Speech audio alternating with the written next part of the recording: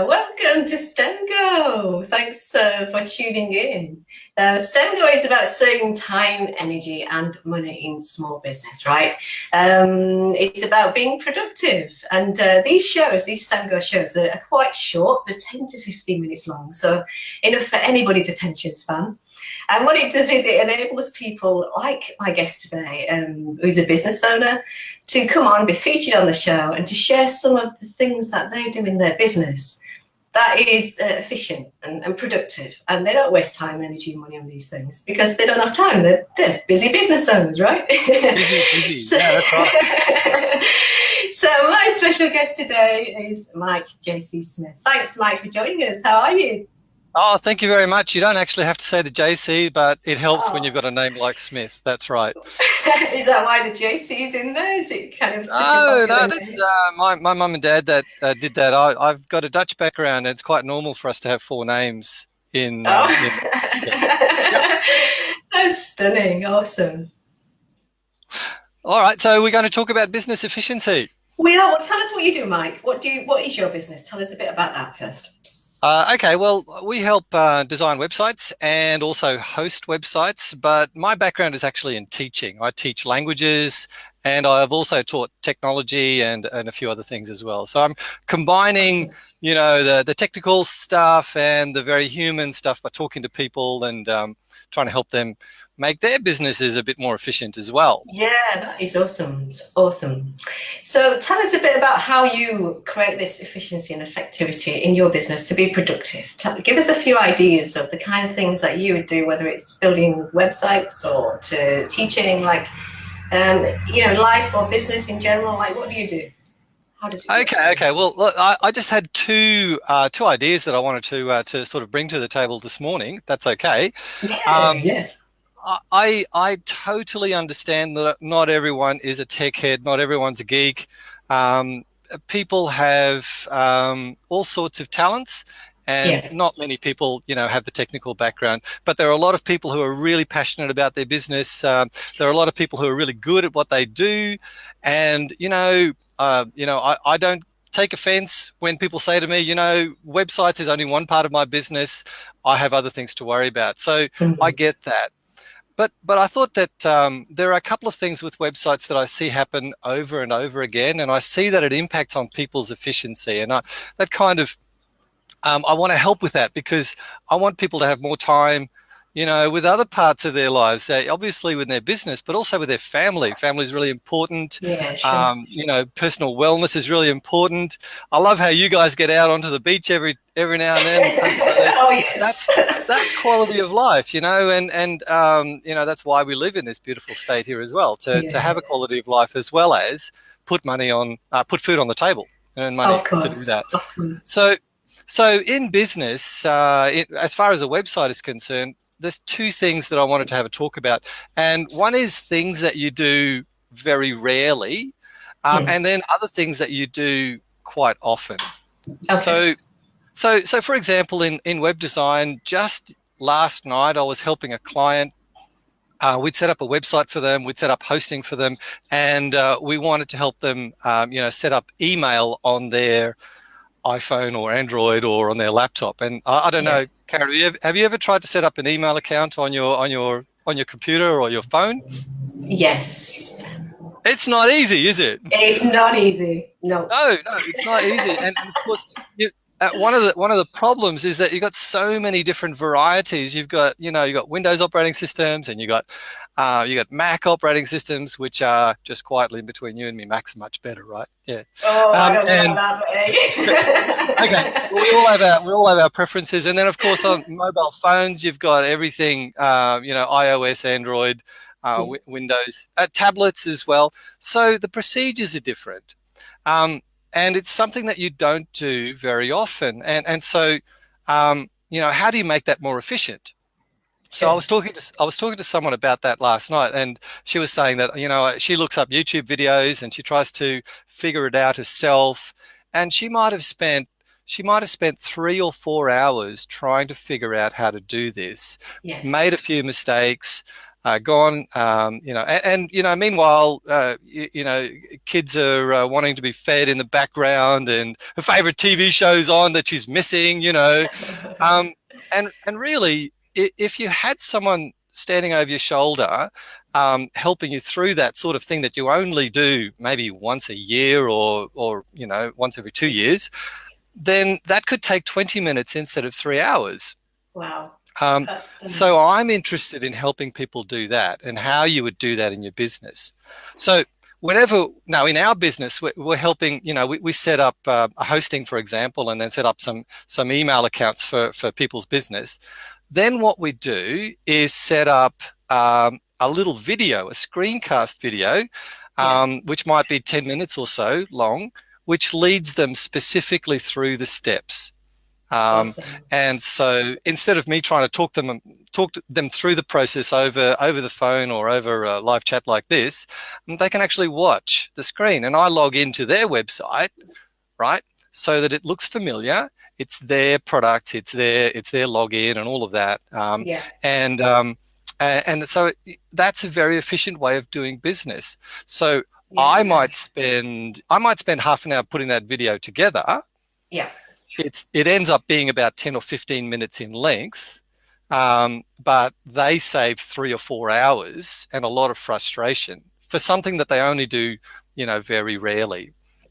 And is that a video, Mike, that you do once and you can kind of keep sending that out to different people, or do you use to kind of bespoke it? How does that work? Well, that's the trick, so we're trying to make their business more efficient, and of course it would be more efficient for my business if I could reuse that video. So yes, I do try to make it sort of generalized at the same time as being sort of personalized, but sometimes you can't get that right. Sometimes you're dealing with people's private email addresses, for example, so you don't want that plastered all over YouTube. Of course. But even if it isn't reused, it still makes my business more efficient because I only have to spend half an hour creating a video instead of trying to talk someone through for an hour over the phone. Absolutely. And when you're not very auditory, like I'm very visual, I'm very kinesthetic. I like to see things and do things. But when somebody tells me something, they can be telling me the same thing over and over again, and somehow it doesn't connect. It doesn't connect unless I can see it and I can follow instructions visually. That's how I work, and that's perfect for me. Yeah, that's right. And I think I got that over many years of teaching. I teach language, and that's visual as well as auditory. But you really need to show people what to do. Demonstration is the best way to teach anything. And of course, over distance, we're so lucky now to have some of these online platforms that allow us to demonstrate what we need to do on the screen. So that's really great. Yeah, that's awesome. That is really, really useful for people. I can't tell you how useful I would find that. So that's the first thing. That's things that you do very rarely, and then of course that video I actually put onto people's website in an area which is part of the documentation for their website, and and as questions pop up, create another video, put that into that private place, and then 2 years later when they've got it, they buy a new iPhone or whatever, then I just say, well, you remember that video that I showed you? There it is again. And you make it. The other thing that makes my business a bit more efficient from that point of view is that if I'm training staff in my business, I can use those videos as part of their training as well. Awesome. So that's things that you do rarely. Now, the only other thing that I wanted to bring up this morning was things that you do very, very frequently.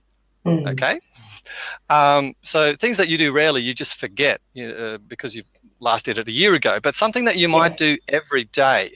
And I help people set up e-commerce sites, so shops online. Wow, awesome. And so what will you do every day is you might add a product every day, or you might adjust the price of the product every day, or you might add more photos, or that kind of thing. Yeah. And if a website client spends 10 minutes doing that, but they might have to do that, 3 or 4 times a day. Well, that's, anywhere between, 40 minutes to an hour and a half.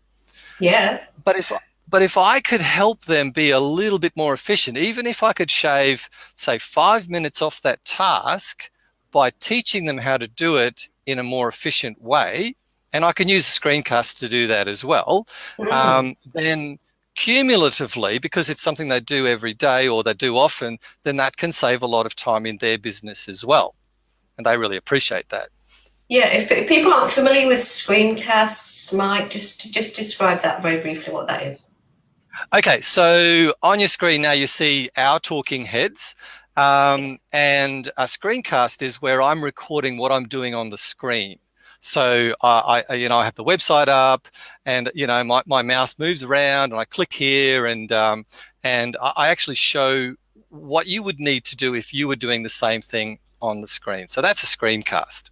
A screen capture is another way to talk about it. Yeah. Yeah, because there's a lot of technology, a lot of techniques and tools out there, and just by the very nature of the words that they use for these things, it often puts a lot of people off. They kind of freak out at the idea of using technology. But actually, yeah, I use screencasts a lot.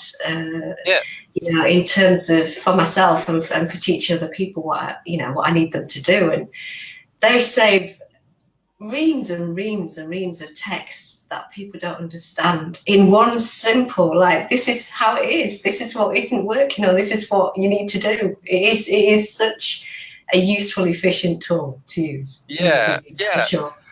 That's right. And there's some other aspects to this as well, because if you're doing a screencast, you're hearing a person's voice, right? Yeah. I tend not to have my picture in the corner of some people do that when they're doing a screencast and they're recording what they're doing on the screen. They have their face, with the headset and the microphone and everything in the corner.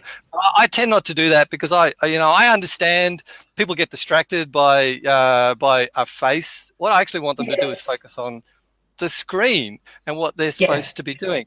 But the voice is very useful because you can use your voice to calm a person down. You can use your voice to encourage a person because you might know, for example, this client is a bit stressed out about this particular job or this particular thing that they're trying to learn. And your voice is capable of doing so much more as part of your teaching and training than text on a page. And as you said, and as you said, you can get so much more across using this kind of thing, even if you don't use your picture. And I mean, my picture's not that great looking anyway, so why would anyone want to look at me? They're more interested in what I've got to say. You know what I mean? Well, I think if you're like frowning and you're thinking, oh, just get this, would you? I've told it you about 50,000 times now. They're going to start thinking, oh, I'm not going to get this ever. I may as well give up now. So it is best not to have all this kind of off-putting facial features going on, isn't it? That's right. And also, you mentioned, barriers to things, like technology sometimes gets in the way. So this morning, even though I've got a technology background, I've done screencasts, the background behind me here is not that great. You've got a great office in the background there, right? So if I'm doing a demonstration video online, people are not interested in my bedroom behind me here, right? Sure. And I don't want that to be a barrier. Trying to figure out what to wear. For example, I've got my good shirt and my jumper on here, but I've actually got my jammy pants on. Yeah, we all. I want to know, right? So, and again, that's a barrier. So for me personally, and maybe other people are a bit different. They like to connect people to people's faces, but for me, the technical sort of things that I do, there's no need for my face to be there. It's just my voice. Yeah. Yeah, absolutely. You've got a beautiful voice, Mike. You really do. You have a radio voice. You really do. Radio voice. Yeah, I've got a face for radio too. Apparently, they say that.